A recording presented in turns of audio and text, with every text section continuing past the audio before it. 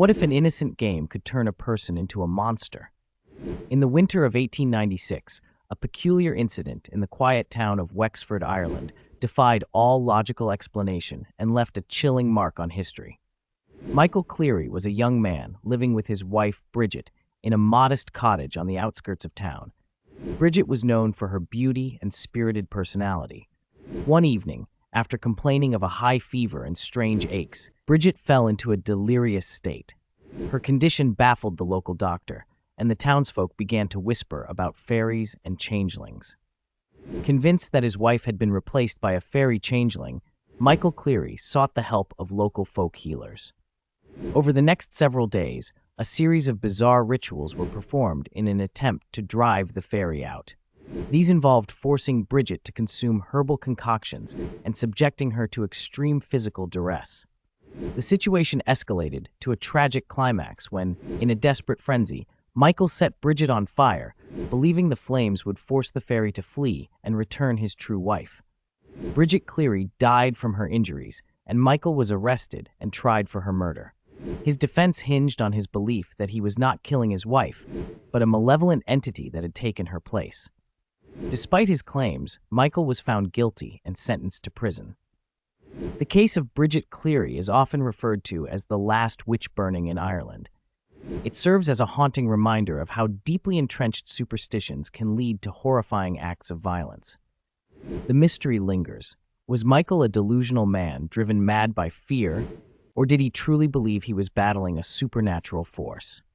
The line between man and monster remains forever blurred in the annals of this strange tale.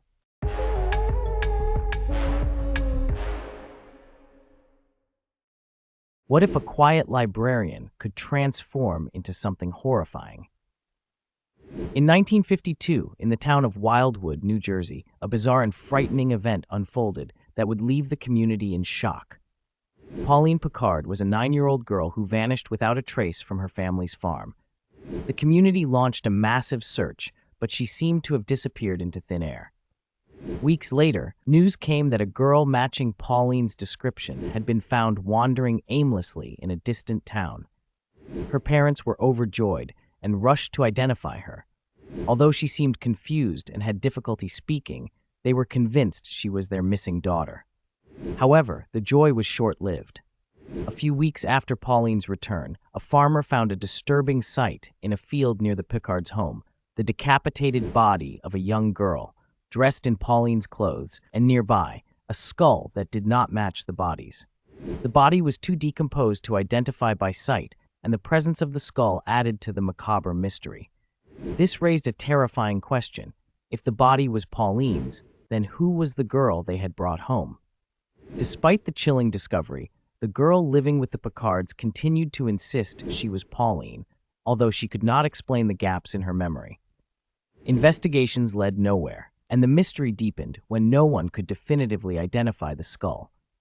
Years passed, and the girl grew up in the Picard household, forever carrying the eerie mystery of her true identity.